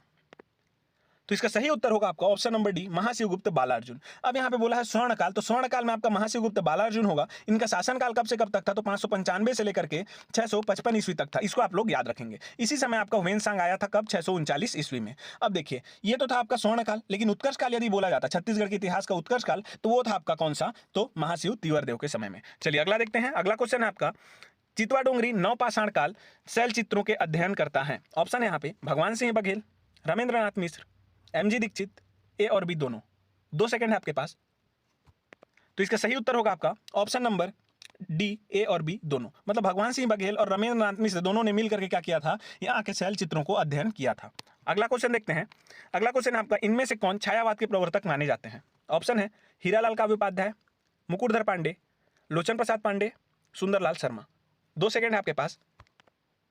तो इसका सही उत्तर होगा आपका option number B, Mukutdhar Pandey ji. इनको जो है छायावाद के प्रवर्तक माना जाता है। अगला क्वेश्चन है आपका, मोरंगना के फूल किसकी काव्य रचना है? ऑप्शन है यहाँ पे सरला शर्मा, निरुपमा शर्मा, बसंती वर्मा, इनमें से कोई नहीं। 2 सेकंड है आपके पास। तो इसका उत्तर होगा आपका ऑप्शन नंबर सी, बसंती वर्मा। बसंती वर्मा जी का ये क्या है जी? काव्य रचना है। कौन सा? मोरंगना के फूल। और क्या है एक? मौरे मोर आमा के डारा। चलिए अगला देखते हैं। अगला क्वेश्चन है आपका, बाबा गुरु घासीदास जी को ज्ञान की प्राप्ति किस वृक्ष के नीचे मिली? ऑप्शन है यहाँ पे आपका आंवला और धावड़ा वृक्ष, बरगद, पीपल, साल वृक्ष। 2 सेकंड है आपके पास। तो इसका सही उत्तर होगा आपका ऑप्शन नंबर ए, आंवला और धावड़ा वृक्ष। इसके नीचे में जो है इनको क्या हुआ था जी? ज्ञान की प्राप्ति हुआ था। चलिए अगला देखते हैं। क्वेश्चन है आपका, उघाड़िया विवाह का प्रचलन कौन सी जनजाति में प्रचलित है? ऑप्शन है आपका बैगा, भारिया, भतरा, मुड़िया। 2 सेकंड है आपके पास। तो इसका सही उत्तर होगा आपका ऑप्शन नंबर ए, बैगा। अब बैगा जनजाति में है तो बैगा को अब और क्या बोला जाता है इसको आप लोग देखेंगे। तो इसको जो है मेडिसिन मैन ऑफ गोंड बोला जाता है, ठीक है, मेडिसिन मैन ऑफ गोंड बोला जाता है। और उसके बाद जो है ये आप लोग के भारत सरकार के द्वारा इसको विशेष पिछड़ी जनजाति में शामिल किया गया है। तो बैगा विशेष पिछड़ी जनजाति विकास अभिकरण किस जिले में है ये भी क्वेश्चन पूछा जाता है। तो ये आप लोगों के कबीरधाम जिले में है, ये भी आप लोग याद रखेंगे। और ये जो है इनका जो त्यौहार रहता है उसको क्या बोलते हैं? अमुन्स रसन बोलते हैं, ठीक है। और एक आता है रतौना। और ये रतौना त्यौहार किस लिए मनाया जाता है? जो नागा बाबा जो रहता है इनका, नागा बाबा, उनको प्रसन्न करने के लिए ये लोग जो है रतौना त्यौहार मनाते हैं। तो इसको भी याद रखेंगे आप लोग, ये इंपॉर्टेंट है, ठीक है, स्टार मार्क लगा लीजिए इसको। चलिए तो अगला क्वेश्चन देखते हैं। इतना आप लोग को यहाँ पे याद रखना है। अगला क्वेश्चन है, घोटुलपाटा नामक मृत्यु गीत किस जनजाति से संबंधित है? अब यहाँ पे दिया है घोटुलपारा, तो ये जो घोटुलपारा या फिर घोटुलपाटा दोनों एक ही है, ठीक है। ऑप्शन आप लोग देखेंगे यहाँ पे गोंड, उरांव, मुड़िया, कमार। 2 सेकंड है आपके पास। यदि 2 सेकंड आप लोग को कम लगे तो आप लोग क्या करेंगे, थोड़ा पॉज कर लेंगे क्वेश्चन को और खुद से आंसर देने का कोशिश करेंगे। अंत में आप लोग कमेंट करके बताइएगा कि कितना क्वेश्चन आपने सही किया है। टोटल 50 क्वेश्चन है यहाँ पे, तो कमेंट में बताएंगे आप लोग हम लोग इतना क्वेश्चन सही किए करके। और वीडियो को ज़्यादा से ज़्यादा लाइक कीजिएगा ताकि यूट्यूब जो है इस वीडियो को ज़्यादा जने को रिकमेंड कर सके। बस इतना ही आप लोगों से एक रिक्वेस्ट है। चलिए, तो इसका आंसर आप लोग देखेंगे। इसका आंसर होगा आप लोगों का ऑप्शन नंबर सी, मुड़िया। तो मुड़िया जनजाति में जो है घोटुल पाटा नामक नृत्य किया जाता है, जो कि एक मृत्यु गीत है। तो इसको आप लोग याद रखेंगे कि मृत्यु गीत है ये, ठीक है। घोटुल पाटा नामक मृत्यु गीत किस जनजाति में किया जाता है, तो मुड़िया जनजाति में। अब मुड़िया जनजाति कहाँ रहता है, तो ये आपके बस्तर क्षेत्र में आपका जो है नारायणपुर जिला, कोंडागांव जिला और बस्तर जिला, इन तीनों जिलों में आपका जो है इसका क्या है, निवास क्षेत्र है। ये लोग जो है इनका युवा गृह जो है उसको क्या बोला जाता है, तो गोटुल बोला जाता है, गोटुल, ठीक है। पहले घोटुल बोलते थे, अब गोटुल बोल दिया गया है, तो गोटुल बोलते हैं। यहाँ पे ये लोग कौन सा नृत्य करते हैं ये भी पूछा जाता है, तो कक्षार नृत्य करते हैं एक, तो दूसरा आप लोग का करते हैं क्या, मांदरी नृत्य। तीसरा आप लोग का क्या रहता है यहाँ पे ये लोग का रहता है एक हुल्की पाटा, ठीक है। तो ये तीनों तरह के नृत्य ये लोग करते हैं। क्यों करते हैं, तो लिंगोपेन देव को प्रसन्न करने के लिए। तो इतना आप लोग यहाँ पे याद रखेंगे। चलिए अगला देखते हैं। अगला क्वेश्चन है आप लोगों का, बघेलिया श्रेणी की जनजाति है। ऑप्शन है आपका पारधी, बिरहोर, पंडो, अगरिया। 2 सेकंड है आपके पास। तो इसका सही उत्तर होगा आपका ऑप्शन नंबर ए, पारधी जनजाति। तो पारधी जनजाति जो है बघेलिया श्रेणी की क्या है, आपकी जनजाति है। और यहाँ पे आप लोग देखेंगे तो पारधी को और किस नाम से जाना जाता है, तो इसको किस लिए प्रसिद्ध है ये, तो ये जो है आपका जो है काली पक्षी का शिकार करने के लिए प्रसिद्ध है। किस क्षेत्र में इसका निवास क्षेत्र है, तो आप लोग देखेंगे तो आप लोगों का जो है ऐसा सर्कल बना लीजिए। यहाँ पे आप लोग क्या रखेंगे, सरगुजा, यहाँ पे आप लोग रायगढ़ और यहाँ पे कोरबा। तो कोरबा, सरगुजा और रायगढ़, इन तीनों क्षेत्र में जो है ये पारधी जनजाति पाई जाती है। तो इसको आप लोग याद रखिएगा। चलिए अगला देख लेते हैं। अगला क्वेश्चन है आप लोगों का, भारत सरकार द्वारा घोषित निम्नलिखित अति पिछड़ी जनजातियां छत्तीसगढ़ में पाई जाती हैं। अब यहाँ पे दिया गया है जनजातियों नाम, इसमें से आपको बताना है कौन सा जो है अति पिछड़ी जनजाति में शामिल है। तो परजा, कमार, पहाड़ी कोरवा, बैगा, और ऑप्शन आपके सामने है। 2 सेकंड है आपके पास। तो इसका सही उत्तर होगा आपका ऑप्शन नंबर कौन सा, बी इसका सही उत्तर होगा, ठीक है। 2, 3 और 4 इसमें आप लोग देखेंगे तो कमार हो गया, पहाड़ी कोरवा हो गया और आपका बैगा, इन तीनों को जो है भारत सरकार ने अति पिछड़ी जनजाति में शामिल किया है, छत्तीसगढ़ की इन जनजातियों को। तो देखिए यहाँ पे जो है दिया गया है, इनमें से इन तीनों को किया है। और ये जो कमार है इसका जो है विशेष पिछड़ी जनजाति कमार विकास अभिकरण किस जिले में है, तो ये आपके गरियाबंद जिले में। और आपका जो है पहाड़ी कोरवा लोग का विशेष पिछड़ी पहाड़ी कोरवा विकास अभिकरण आप लोग देखेंगे तो ये आप लोगों का कहाँ है, सरगुजा जिले के अंबिकापुर में है। और आप लोग का बैगा का देखेंगे तो मैंने अभी बताया था कबीरधाम जिले में है, ठीक है। तो इतना आप लोग याद रखेंगे। जब भी आप लोगों का विशेष पिछड़ी जनजाति आया तो इनका विकास अभिकरण कहां पे है, इसको आप लोग को याद करते चलना है। चलिए अगला क्वेश्चन देखेंगे। अगला क्वेश्चन है आपका, भड़म नृत्य किस जनजाति का सर्वाधिक प्रिय नृत्य है। ऑप्शन है आपका कोरबा, उरांव, भारिया, नगेसिया। 2 सेकंड है आपके पास। तो इसका सही उत्तर आप लोग का होगा ऑप्शन नंबर सी, भारिया। तो भारिया का जो नृत्य है भारिया जनजाति का उसको क्या बोला जाता है, भड़म नृत्य। और एक ये लोग का नृत्य है उसको क्या बोलते हैं, सैतम नृत्य। तो ये दोनों नृत्य जो है किसका है जी, भड़म और सैतम आप लोगों का भारिया जनजाति का है। और ये जो भड़म नृत्य है ये सबसे लंबी अवधि तक चलने वाला क्या है, जनजातियों में सबसे लंबी अवधि तक चलने वाला नृत्य जो है वो कौन सा है, भड़म नृत्य है। और आप लोग को मैं बता दूं यहाँ पे जो हम लोग पीडीएफ यूज किए हैं इसको आप लोग हमारे Telegram channel study with KP से जाकर के निःशुल्क में प्राप्त कर सकते हैं। आपको जो है स्टडी विद केपी चैनल से जुड़ना पड़ेगा टेलीग्राम चैनल से, फिर आपको ये फ्री में प्रोवाइड किया जाएगा। और हम आपको यहाँ पे जो है प्रत्येक दिन जो है 10 इंपॉर्टेंट क्वेश्चन का आपको टेस्ट सीरीज प्रोवाइड करते हैं, जिसका आपको एक लिंक दिया जाता है और उस लिंक में जाकर के आप लोग टेस्ट दे सकते हैं, जो कि टाइम के साथ में उसमें रहता है कि 5 मिनट में आपको इतना क्वेश्चन करना है, 6 मिनट में आपको इतना क्वेश्चन करना है करके। चलिए तो अगला क्वेश्चन देखते हैं। ये था आपका जानकारी। अगला क्वेश्चन है आप लोगों का, कक्षार नृत्य किस जनजाति से संबंधित है। ऑप्शन है आपका मुरिया, उरांव, बैगा, भारिया। 2 सेकंड है आपके पास। तो इसका सही उत्तर होगा आपका ऑप्शन नंबर कौन सा, ए, मुड़िया। अभी हमने देखा ऊपर में कि इसका जो क्वेश्चन था आया था मुड़िया वाला, तो उसमें मैंने अभी बताया कि ये लोग का जो है युवा गृह क्या है, घोटुल, वहां पे ये लोग क्या करते हैं, कक्षार नृत्य करते हैं। अब कक्षार नृत्य करते क्यों है ये मैंने नहीं बताया, तो इसको आपको बताता हूं मैं कि ये जो है ये लोग जीवन साथी का चयन करने के लिए क्या करते हैं, कक्षार नृत्य किया जाता है, ठीक है। तो जीवन साथी का ये लोग इसमें क्या करते हैं, चयन करते हैं। ये क्वेश्चन बहुत बार पूछा जा चुका है, तो इसको आप लोग स्टार मार्क लगा लीजिए, ये इंपॉर्टेंट क्वेश्चन है, ठीक है, कि जीवन साथी का चयन के लिए ये लोग कक्षार नृत्य करते हैं। कौन सी जनजाति, मुड़िया। चलिए अगला देखेंगे। अगला क्वेश्चन है आप लोगों का, छत्तीसगढ़ की जनजातियों में विधवा विवाह को क्या कहा जाता है। ऑप्शन है आपका पारिंगधन, पेडुल, पाइसोतुर और उतो। 2 सेकंड है आपके पास। तो इसका सही उत्तर आप लोग का होगा ऑप्शन नंबर डी और उतो। देखिए यहाँ पे पारिंगधन विवाह जो है ये आप लोगों का क्या है, तो क्रय विवाह है आप लोगों का। आप लोग का पेडुल जो है ये सामान्य विवाह है। और आप लोग का पाइसोतुर आप लोग देखेंगे तो ये आप लोगों का अपहरण विवाह है, ठीक है, अपहरण विवाह। चलिए तो इतना आप लोग याद रखेंगे। और अरुतो जो है आप लोगों का क्या है, जनजातियों में विधवा विवाह है। और इसी को जो है विधवा विवाह को क्या बोला जाता है, बैगा में तो खड़ौनी बोला जाता है। इसको भी आप लोग ध्यान में रखेंगे, ये क्वेश्चन पूछा जाता है, खड़ौनी, ठीक है, खड़ौनी ये बोला जाता है। चलिए अगला देखेंगे। अगला क्वेश्चन है आप लोगों का, विंध्यवासिनी देवी की पूजा करने वाली जनजाति है। ऑप्शन है आपका खैरवार, भुइया, बैगा, बिंजवार। 2 सेकंड है आपके पास। तो इसका सही उत्तर होगा आपका ऑप्शन नंबर कौन सा, डी नंबर, ठीक है। तो बिंजवार जनजाति जो है विंध्यवासिनी देवी की पूजा करती है। और आप लोग देखेंगे कि ये जो है 12 भाई बैठकर, ठीक है, 12 भाई बैठकर इस देवता की भी ये लोग क्या करते हैं, पूजा करते हैं, 12 भाई बैठकर। तो इसको आप लोग याद रखेंगे। चलिए अगला देखेंगे। अगला क्वेश्चन है आप लोगों का, और बिंजवार आप लोगों का जो है बैगा जनजाति का क्या है, उपजाति है। ये भी आप लोगों को याद करके रखना है। अगला क्वेश्चन है, छत्तीसगढ़ के किस जिले में उरांव जनजाति निवास नहीं करती? ऑप्शन है आपका यहाँ पे सरगुजा, कोरिया, जसपुर, कबीरधाम। 2 सेकंड है आपके पास। अब यहाँ पे क्वेश्चन को अच्छे से पढ़ेंगे आप लोग। यहाँ पे दिया है नहीं करती करके, ठीक है। तो इसका सही उत्तर होगा आप लोगों का ऑप्शन नंबर डी, कबीरधाम। अब देखिए, ये जो उरांव जनजाति है आपका मुख्यतः जो है सरगुजा संभाग में पाया जाता है। तो सरगुजा संभाग से हट करके आपका जो है कबीरधाम, ये आपका कौन सा संभाग है, दुर्ग संभाग। तो दुर्ग संभाग में ये उरांव जनजाति नहीं पाई जाती। तो इसका आंसर क्या हो जाएगा, कबीरधाम। चलिए अगला देखेंगे। अगला क्वेश्चन है आप लोगों का, इंद्रावती एवं गोदावरी नदी के संगम पर निम्न में से कौन सा स्थल है? ऑप्शन है आप लोगों का मलासकुंडम, मटनार, भोंगापाल, भद्रकाली। 2 सेकंड है आपके पास। तो इसका सही उत्तर होगा आपका ऑप्शन नंबर डी, भद्रकाली। तो भद्रकाली नामक जो स्थान है वो आपके इंद्रावती और गोदावरी नदी के संगम पर स्थित है। ये किस जिले में है? तो ये आपके जो है बीजापुर जिले में स्थित है। तो ये भी आप लोग याद रखेंगे। और ये जो इंद्रावती नदी है इसको बस्तर की जीवन रेखा भी कहा जाता है। चलिए अगला देखेंगे। अगला क्वेश्चन है आप लोगों का, बोंगतुंग जलप्रपात बीजापुर जिले के किस क्षेत्र में स्थित है? ऑप्शन है आपका मद्देड़, भैरमगढ़, भोपालपट्टनम, आवापल्ली। 2 सेकंड है आपके पास। तो इसका सही उत्तर होगा आप लोगों का ऑप्शन नंबर सी, भोपालपट्टनम। तो इसका आंसर क्या हो जाएगा आपका ऑप्शन नंबर सी, भोपालपट्टनम। जो बोंगतुंग जलप्रपात है बीजापुर जिले के भोपालपट्टनम में स्थित है। अगला क्वेश्चन है आप लोगों का यहाँ पे, छत्तीसगढ़ का प्रसिद्ध कोटली प्राकृतिक जलप्रपात किस जिले में स्थित है? ऑप्शन है आप लोगों का बलरामपुर, राजनांदगांव, जशपुर, सरगुजा। 2 सेकंड है यहाँ पे आपके पास।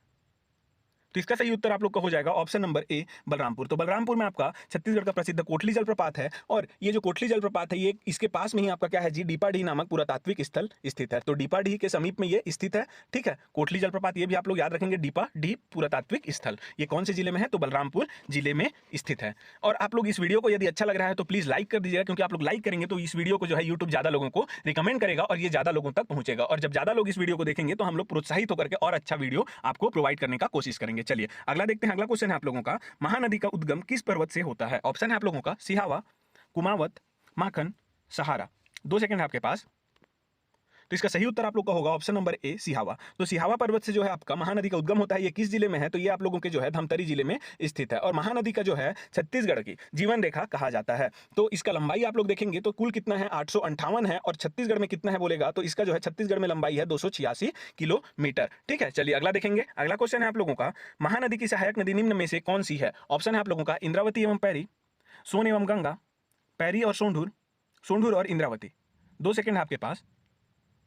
तो इसका सही उत्तर होगा आप लोगों का ऑप्शन नंबर कौन सा, सी नंबर, पैरी और सोंढूर। तो आप लोग जान रहे हैं कि जो पैरी नदी है और सोंढूर नदी है और महानदी, इन तीनों के संगम पर आपका कौन सा जी, तो राजिम स्थित है, ठीक है। तो राजिम आप लोगों का इसको क्या बोला जाता है, छत्तीसगढ़ का प्रयाग बोला जाता है। ये स्थित है इन तीनों के संगम पर। तो ये जो है इनके क्या है, सहायक नदी है। और ये कहाँ पे है? तो पैरी नदी आपका जो है ये आपका किसमें, गरियाबंद जिले में प्रवाहित होता है। और सोंढूर नदी गरियाबंद और धमतरी के क्या सीमा पर प्रवाहित होता है। तो इसको आप लोग याद रख करके चलिएगा। अगला क्वेश्चन है आप लोगों का, निम्न में से कौन सा नगर हसदो नदी के तट पर स्थित है? ऑप्शन है आपका चांपा, कवर्धा, राजनांदगांव, कांकेर। 2 सेकंड है आपके पास।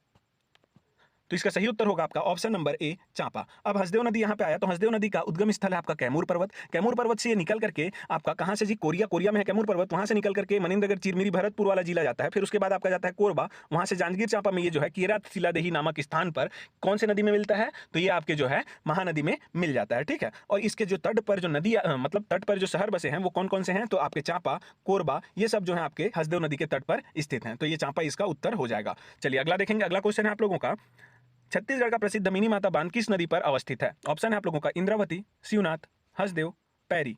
2 सेकंड है आपके पास।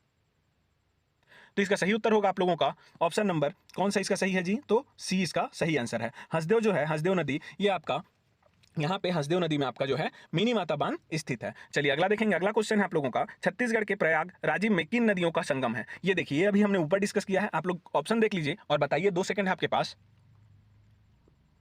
तो इसका सही उत्तर आप लोगों का हो जाएगा कौन सा, ऑप्शन नंबर सी, पैरी, सोंढूर और महानदी। तो पैरी, सोंढूर और महानदी के संगम पर जो है गरियाबंद में आपका राजिम स्थित है, ठीक है, जो कि छत्तीसगढ़ का प्रयाग के नाम से भी जाना जाता है। चलिए अगला देखेंगे। अगला क्वेश्चन है आप लोगों का, इंद्रावती नदी का प्राचीन नाम क्या है? ऑप्शन है आप लोगों का मंदाकिनी, कामिनी, मोहिनी, नागिनी। 2 सेकंड है आपके पास। तो इसका सही उत्तर आप लोग का हो जाएगा ऑप्शन नंबर ए, मंदाकिनी। तो मंदाकिनी जो है इंद्रावती नदी का प्राचीन नाम है। और ये जो इंद्रावती नदी है इसी को बस्तर का क्या बोला जाता है, जीवन रेखा बोला जाता है। ये बस्तर में जो है, बस्तर क्षेत्र में, बस्तर संभाग में आपका पूर्व दिशा से पश्चिम दिशा की ओर क्या करती है, प्रवाहित होती है। ये भी क्वेश्चन पूछा जाता है, पूर्व दिशा से पश्चिम की तरफ ये प्रवाहित होती है। अगला क्वेश्चन आप लोग देखेंगे, अगला क्वेश्चन है प्रसिद्ध नगर शिवरीनारायण में कौन सी नदियों का संगम है। ऑप्शन है आपका महानदी एवं इंद्रावती, इंद्रावती एवं शिवनाथ, महानदी सोंढूर एवं पैरी, महानदी शिवनाथ एवं जोंक। 2 सेकंड आपके पास। तो इसका सही उत्तर आप लोग का होगा option number D, Mahanadi Shivnath एवं जोंक। इन तीनों नदी का जो संगम है वहां पे आपका क्या है, शिवरीनारायण बसा हुआ है। अब आप लोग देखेंगे जोंक नदी, तो जोंक नदी का उद्गम होता है आप लोगों का कहां से, तो सोनबेरा के पहाड़ी से, ठीक है। तो वहां से सोनबेरा के पठार या फिर पहाड़ी से आपका जो है उड़ीसा से जोंक नदी का उद्गम हुआ है। चलिए अगला देखेंगे, अगला क्वेश्चन है आप लोगों का, छत्तीसगढ़ में पाषाणकालीन साक्ष्य सबसे लंबी गुफा स्थित है। ऑप्शन है आप लोगों का अर्जुनी, टेरम, बुतलदा, करीभदर। 2 सेकंड है आपके पास। तो इसका सही उत्तर होगा आपका ऑप्शन नंबर सी, बोतलदा। तो बोतलदा जो है आपका ये पाषाणकालीन, छत्तीसगढ़ में जो पाषाणकालीन साक्ष्य मिले हैं उनमें सबसे लंबी गुफा है ये, ठीक है, बोतलदा की गुफा। अगला देखेंगे, अगला क्वेश्चन है आप लोगों का यहाँ पे, निम्नलिखित में से प्राचीन काल में किस राजवंश ने इस राज्य पर शासन नहीं किया। ऑप्शन है आपका यहाँ पे सरबपुरी, पांडु, नल एवं मौखरी। 2 सेकंड है आपके पास।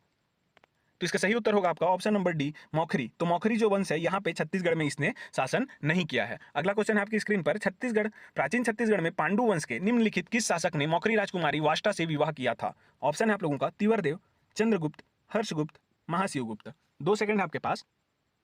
तो इसका सही उत्तर होगा आप लोगों का ऑप्शन नंबर सी, हर्षगुप्त। तो ये जो हर्षगुप्त है इसने जो है मौखरी राजकुमारी वाष्टा से विवाह किया था। अब ये हर्षगुप्त जो है इसने इससे विवाह किया और इसके जो पुत्र हुए उनका नाम आपको याद रखना है कि महाशिवगुप्त जो बाला अर्जुन हुए वो इनके पुत्र थे, और एक इनका जो पुत्र हुआ उसको बोला गया क्या, रणकेसरी। तो आप लोग जान रहे हैं कि जो महाशिवगुप्त बाला अर्जुन थे इनके जो शासन काल है उसको क्या बोला जाता है, छत्तीसगढ़ का स्वर्णिम काल कहा जाता है। इसी के समय में आपका जो है चीनी यात्री वेनसांग आया हुआ था। कब आया था, तो 639 ईस्वी में। तो इनका शासनकाल आपको याद रखना है, बाला अर्जुन का 595 से लेकर के कितना तक है, तो 655 ईस्वी तक है। और उन्हीं के पिता थे हर्षगुप्त जिन्होंने राजकुमारी वाष्टा से विवाह किया था। अगला क्वेश्चन देखेंगे आप लोग, प्राचीन काल में इस राज्य में पांडु वंश के निम्नलिखित में से किस शासक ने सकल कौशलाधिपति उपाधि धारण की थी। ऑप्शन है आप लोगों का तिवरदेव, नन्नराज, हर्षगुप्त, महाशिवगुप्त।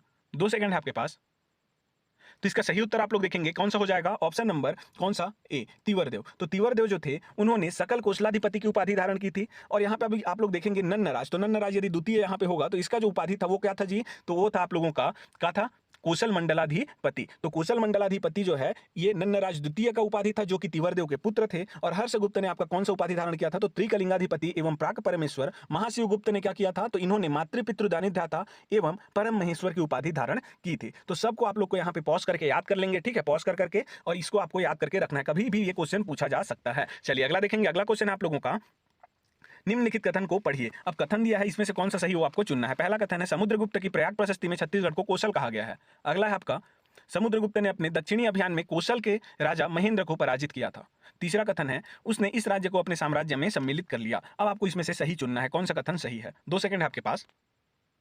तो इसका सही उत्तर होगा आपका ऑप्शन नंबर बी, 1 एवं 2। तो पहला और दूसरा कथन जो है आपका बिल्कुल सही है, तीसरा कथन आपका गलत है। तो आपको याद यहाँ पे क्या रखना है कि यहाँ पे जो है कौशल बोला गया है छत्तीसगढ़ को प्रयाग प्रशस्ति में, और इसके दक्षिण अभियान में इसने कौशल के राजा महेंद्र को। अब आप लोग जान रहे हैं महेंद्र जो है वाकाटक वंश का था। तो आप लोग यहाँ पे समझेंगे कि जो कौशल है वो किसको बोला जा रहा है, तो वाकाटक वंश को बोला जा रहा है। तो वाकाटक वंश कहाँ पे रहती थी, तो कौशल, ऐसे करके आप लोग मान के चलेंगे। और यहाँ पे यदि क्वेश्चन कर रहता कि कौशल के यहाँ पे महाकांतार रहता, तो वो कौन से वंश को यहाँ पे इंडिकेट करता, तो वो जो है नल वंश को इंडिकेट करता, ठीक है। तो यहाँ पे जब भी आएगा क्वेश्चन तो वहां पे आएगा कि महाकांतार के जो है किसको, व्याघ्रराज को पराजित किया था, ऐसा करके भी पूछ सकता है। तो महाकांतार जो है नल वंश के लिए है और कौशल आपके वाकाटक वंश के लिए यहाँ पे किया गया है यूज। तो इसका आंसर होगा ऑप्शन नंबर बी। अगला देखेंगे, अगला क्वेश्चन है आप लोगों का, इस क्षेत्र में 5वीं-6वीं शताब्दी में शासन करने वाला शासक प्रसन्न मात्र किस वंश से संबंधित थे। ऑप्शन है सरबपुरी वंश, कलचुरी वंश, पांडु वंश, नल वंश। 2 सेकंड है आपके पास।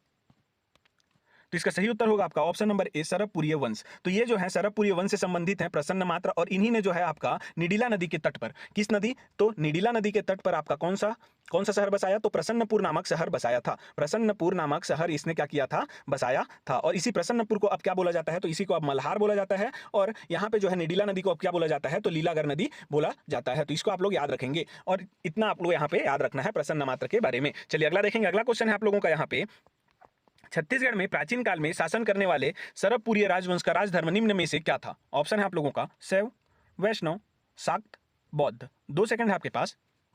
तो इसका बिल्कुल सही उत्तर होगा आपका ऑप्शन नंबर बी। अब आप लोग को यहाँ पे मैं बताऊंगा कि बी कैसे आंसर हुआ। तो प्रसन्न मात्रा भी हमने ऊपर वाले क्वेश्चन में देखा, तो प्रसन्न मात्रा का जो है सिक्का प्राप्त हुआ है स्वर्ण सिक्का, लगभग 116 से अधिक जो है उनका स्वर्ण सिक्का प्राप्त हुआ है छत्तीसगढ़ में। तो आप लोग उनके सिक्के को यदि देखेंगे, ठीक है, सिक्के को, तो उसमें क्या क्या है जी आपका, तो गरुड़ का, चक्र का, ठीक है, गरुड़, चक्र और किसका है वहां पे, तो गरुड़ है और चक्र है और आपका शंख है, ठीक है, शंख। तो ये तीनों को आप लोग देखेंगे तो आपको समझ में आएगा। गरुड़ जो है आपका विष्णुदेव का क्या है जी, वाहन है। आप लोग यहाँ पे चक्र देखेंगे तो वो आप पकड़ते हैं कौन, विष्णुदेव, ठीक है। फिर शंख भी क्या कौन पकड़ते हैं, तो विष्णु भगवान पकड़ते हैं। इससे हम लोग ये पता लगा सकते हैं कि जो इनका धर्म था वो कौन था, तो वैष्णव धर्म था। ऐसे करके हमको यहाँ पे याद रखना है कि इनका जो राजवंश का मतलब सरबपुरी राजवंश का जो राजधर्म है वो कौन सा है, तो वैष्णव है। चलिए अगला देखेंगे। अगला क्वेश्चन है आप लोगों का, चीनी यात्री वेनसांग के अनुसार दक्षिण कोसल की राजधानी में बौद्ध स्तूप का निर्माण करवाया था। ऑप्शन है आपका सम्राट बिंदुसार ने, सम्राट चंद्रगुप्त प्रथम ने, महाशिवगुप्त बालार्जुन ने, अशोक सम्राट ने। चलिए 2 सेकंड आपके पास। तो इसका सही उत्तर होगा ऑप्शन नंबर डी, अशोक सम्राट ने, ठीक है। सम्राट अशोक ने जो है बौद्ध स्तूप का निर्माण करवाया था और इसका जो है साक्ष्य हमें नहीं मिलता है। अब यहाँ पे आप लोग देख रहे हैं कि चीनी यात्री वेनसांग, तो अभी मैंने बताया था कि ये किसके शासनकाल में आया था, तो पांडुवंशी शासक बालार्जुन के समय में ये आए थे। कहाँ आए थे, छत्तीसगढ़ आए थे। और यहाँ पे जो है इन्होंने सिरपुर और कौन सी जगह की, सिरपुर एवं मल्हार, सिरपुर एवं मल्हार की इसने क्या की थी, यात्रा की थी। इसके यात्रा वृत्तांत से पता चलता है हमको। और ये कब आया था, तो 639 ईस्वी में आया था। तो इतना आपको इसके बारे में याद रखना है। चलिए अगला क्वेश्चन देखेंगे। अगला क्वेश्चन आप लोगों का, खरौद के लक्ष्मणेश्वर मंदिर के गर्भगृह में किसकी स्थापना है। ऑप्शन है आपका हनुमान, राम सीता, शिवलिंग, शेषाई, विष्णु। 2 सेकंड है आपके पास। तो इसका सही उत्तर आपका हो जाएगा कौन सा, ऑप्शन नंबर सी, शिवलिंग। अब आप लोग यहाँ पे देख रहे हैं कि क्या है दिया है यहाँ पे, खरौद का लक्ष्मणेश्वर मंदिर। अब आप लोग यहाँ पे थोड़ा सा यहाँ पे मेरे साथ में अच्छे से गौर से सुनिएगा। ये जो खरौद है इसी को पहले क्या बोला जाता था, तो इसी को पहले क्या बोला जाता था, तो ईशानपुर बोला जाता था, ठीक है। क्या बोला जाता था जी, इंद्रपुर, ईशानपुर नहीं इंद्रपुर। तो आप लोग याद रखेंगे इंद्रपुर बोला जाता था इसी को। और यही इंद्रपुर जो है किसने बसाया था, तो इंद्रबल ने बसाया था। इंद्रबल कौन है, तो इंद्रबल वही है जिसने पांडु वंश की स्थापना की, मतलब वास्तविक जो संस्थापक है पांडु वंश का वो कौन है, इंद्रबल। तो इसी इंद्रबल ने अपने नाम पर इंद्रपुर नामक नगर बसाया जो बाद में क्या कहलाया, खरौद। और इस खरौद में जो है इसके पुत्र ईशान देव ने क्या किया था, ईशान देव, ठीक है, इसका पुत्र हुआ ईशान देव, इंद्रबल का पुत्र हुआ ईशान देव। इसने क्या किया था, आपका लक्ष्मणेश्वर मंदिर का निर्माण करवाया था, जिसके गर्भगृह में आपका यहाँ पे शिवलिंग है, ठीक है, शिवलिंग स्थित है। तो इसको आपको याद करके चलना है। अगला क्वेश्चन है आप लोगों का, निम्नलिखित में से कौन सी गुफा पाषाणकालीन शैल चित्रों से लिए प्रसिद्ध है, ठीक है, पाषाणकालीन शैल चित्रों के लिए प्रसिद्ध है। तो आपको बताना है इसमें, कुटुमसर गुफा, सिंघनपुर गुफा, गुप्तेश्वर गुफा, कैलाश गुफा। 2 सेकंड है आपके पास। तो इसका सही उत्तर होगा आपका ऑप्शन नंबर बी, सिंघनपुर गुफा। तो सिंघनपुर की गुफा जो है ये पाषाणकालीन शैल चित्रों के लिए प्रसिद्ध है। और सबसे जो प्राचीन जो आपका गुफा बोला जाएगा छत्तीसगढ़ में, तो कौन सा है, सिंघनपुर की गुफा। सबसे लंबी गुफा बोला जाएगा तो बोतलदा गुफा पाषाणकालीन, ठीक है, बोतलदा गुफा। और यदि आपको बोला जाएगा कि पाषाणकालीन सबसे अधिक साक्ष्य कहां से मिले हैं, शैल चित्र किस गुफा से मिले हैं, तो कबरा पहाड़ की गुफा। इतना आप तीनों को याद करके चलना है, इन तीनों को, ठीक है। कबरा पहाड़ से सबसे ज्यादा शैल चित्र प्राप्त हुआ है पाषाणकालीन, बोतलदा सबसे लंबा है पाषाणकालीन गुफाओं में, और सिंघनपुर जो है सबसे प्राचीन गुफा है पाषाणकालीन गुफाओं में। चलिए अगला देखेंगे। अगला क्वेश्चन है आपका, पांडु वंश या सोमवंश के समय छत्तीसगढ़ का नाम क्या था। ऑप्शन है आपका कोसल, दक्षिण कोसल, प्राग कोसल, छत्तीसगढ़। 2 सेकंड है आपके पास। तो इसका सही उत्तर जो है क्या है जी, ऑप्शन नंबर सी। देखिए ये क्वेश्चन जो है ये पिछले वर्ष में आया हुआ था और आयोग ने इसका जो है क्या लिया है आंसर, तो इसको लिया है ऑप्शन नंबर सी को, प्राग कौशल को। इसलिए मैं भी इसको आपका आंसर क्या लिया हूं, प्राग कौशल। तो आप लोग यहाँ पे थोड़ा सा देख लीजिएगा, ठीक है। प्राग कौशल बोला गया है लेकिन दक्षिण कौशल मेरे को संभावना लग रहा है, लेकिन यहाँ पे प्राग कौशल आंसर लिया है। तो आप लोग इसी को आंसर लेकर के आएंगे यदि सेम क्वेश्चन रिपीट होता है तो आपको इसको याद करके चलना है। ये क्वेश्चन को आप लोग स्टार मार्क लगा लीजिए, इसको आप लोग याद करेंगे। चलिए अगला क्वेश्चन है आप लोगों का, इंद्रबल ने अपना उत्तराधिकारी किसे बनाया था। ऑप्शन है आप लोगों का रतन देव, पृथ्वीदेव, नन्नराज प्रथम, जाजल्य देव। 2 सेकंड है आपके पास।